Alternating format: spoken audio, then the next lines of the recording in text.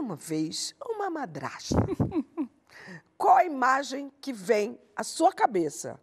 Isso é tão legal a gente pensar, eu não vou furar a pauta, mas que é a construção social dos significados. E a construção social de tudo. Então, o que é ser uma madrasta? O que é ser uma mulher? Isso que é.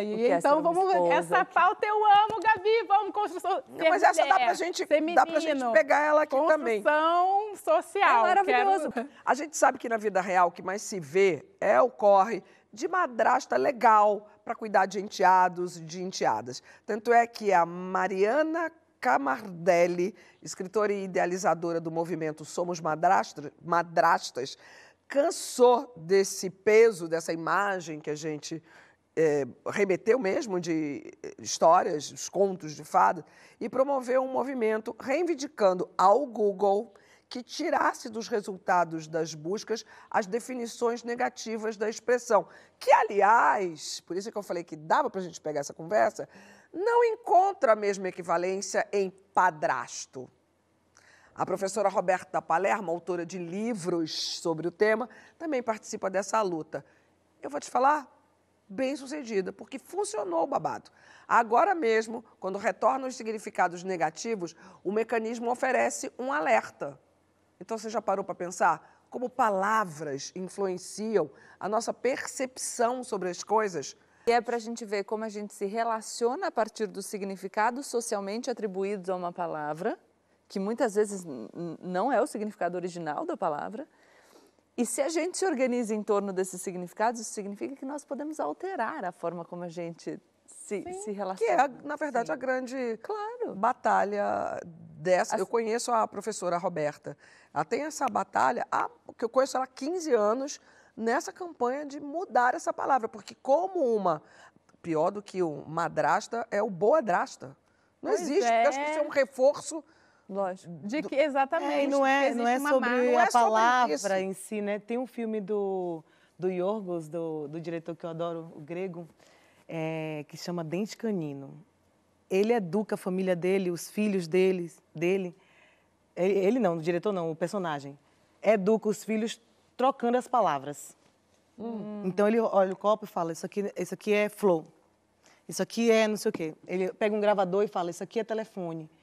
E aquelas crianças crescem tendo uma outra perspectiva completamente diferente do mundo, falando tudo invertido, tudo para privar as crianças de ter essa relação com o mundo. Então, a linguagem, eu vejo ela tendo um papel significativo nessa perpetuação dos significados. Ela é um rótulo que a gente coloca lá e difunde.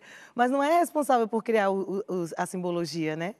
Quem cria o estereótipo, né? E por isso que pode mudar e deve mudar, né? Ela tem muitas expressões racistas na nossa sociedade. A gente estava debatendo um pouco sobre isso, tipo humor negro. Não, gente, vamos falar. O que a gente quer dizer quando a gente diz humor negro? A gente quer dizer um humor sádico. Então, dá para a gente trocar, porque o humor negro reforça um racismo já presente na sociedade. Mas, obviamente, tem outras palavras que derivam desse lugar do obscuro, do escuro, do negro. Denegrir, que horror dessa palavra. Denegrir é horroroso, mas que podem, talvez, ou não, isso eu abro aqui, inclusive, para o debate, para a gente entender se a gente pode manter ou não manter, tipo, a nuvem negra, ou... essa questão do tipo claro e escuro, de noite, eu acho que antecede, por exemplo, as expressões que são atribuídas à escravidão, por exemplo. E até antes de entrar exatamente nesse ponto, mas falando uma coisa que tem a ver, por exemplo, houve um tempo que ser chamado de negro, né, era uma coisa pejorativa, né? Até tinha a gente que falava moreninho cor de jambo, não sei o quê. Depois, ser chamado de moreninho, que virou, não, me chame de negro. Isso foi sendo ressignificado, o movimento negro pegou esse termo e deu para a gente de novo de volta como uma coisa de autoafirmação. Então, ressignificar, como ela falou ali, né, e trazer outros significados para as palavras e etc., é uma coisa muito difícil, mas é possível, eu acho possível. É importante, inclusive, para a gente mudar o comportamento da sociedade, porque a gente se comporta de acordo com a linguagem, né? E a linguagem, ela se monta através do nosso comportamento. Uma coisa alimenta a outra. Então, eu acho que é isso. Assim, a partir de agora, eu acho que é inadmissível falar denegrir, falar humor negro. A gente tem que trocar. Mas eu me pergunto se certas coisas precisam ser mudadas também, porque, por exemplo, a questão da nuvem negra é um fato. Acho que as coisas vão estar relacionadas. A nuvem pode ser uma nuvem carregada, porque o que o movimento negro, por favor, diz é que negro é raça, negro não é cor, preto é cor ou é raça? Não, eu vejo de uma forma, eu vejo simplificando. A técnica, sabe qual é? É tipo, vamos nos esforçar a prestar atenção que as palavras estão mudando, as palavras estão ganhando novos significados. E não usar o termo negro para associar coisas negativas. Negativas, é assim isso. Para mim. Né? Se você associa a palavra negro ou negra a uma coisa ruim, gente, não. Isso, não é para usar. Isso, para mim, eu vejo de uma forma... Inegociável, né? Então, esse é um ótimo ponto para a gente partir, entendeu? A partir daqui, não vamos usar nenhuma expressão onde a gente coloca o negro como algo ruim. Ponto. Porque isso reforça um racismo. Um estereótipo. Em outras questões, como madrasta, acho que já é um outro processo, que é desfazer o estereótipo em cima do termo, assim, que foi criado atrelado ao termo.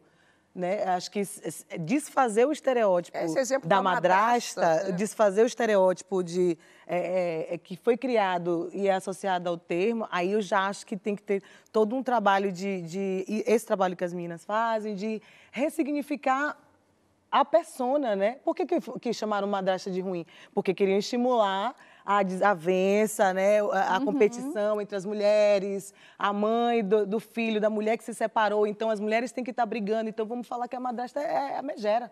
Sim. Porque as mulheres estão... Então, tem um significado social por trás de estimular essa perpetuação de um signo onde atrela a imagem da madrasta a uma mulher ruim. Então, acho que a misoginia, o machismo... Então, acho que ressignificar os estereótipos é uma missão, assim, não é fácil. Mas, para além dos termos, para mim o foco é esse. E eu acho que eu fui ouvindo tudo que vocês estavam falando, fica muito claro, conversando com o início da nossa conversa, o quanto que a educação é uma força emancipadora. O quanto a gente precisa investir na educação para que nós tenhamos amplitude de repertório. É um mundo de textos curtos, frases curtas, vídeos curtos, as pessoas leem menos, as pessoas escrevem menos.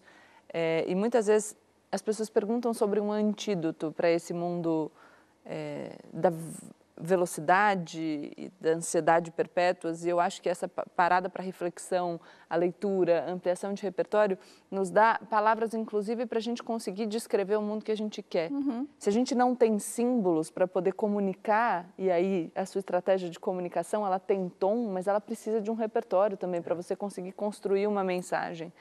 E eu fiquei ouvindo vocês falando e pensando muito sobre isso, que se a gente tiver uma estreitez, um achatamento da compreensão da riqueza da nossa língua, que é expresso pelos resultados negativos que nós temos tido historicamente nas avaliações de compreensão de textos, enfim, a gente fica muito cerceado na potencialidade da nossa ação. Não precisa nem ir para os estudos de compreensão de texto.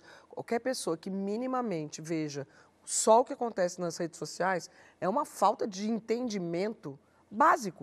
Às vezes eu não você sei, coloca às vezes é uma coisinha, falta de as pessoas disposição. nem leem, Gabi, hoje em dia. Eu concordo. Nem lê duas linhas. Você coloca lá, blusa, Mas de onde é a sua blusa? Tá escrito, amor, leia. Eu, às vezes, coloco trecho de livro e tá assim, sei lá. Esse não tem, deixa eu ver se o outro tem. Não, também. Mas, sei lá, tem quando o título do livro tá aqui em cima. E a pessoa pergunta, que livro é? Eu falo, mas ô, gente... Presta atenção na imagem. Tá aí, meu filho.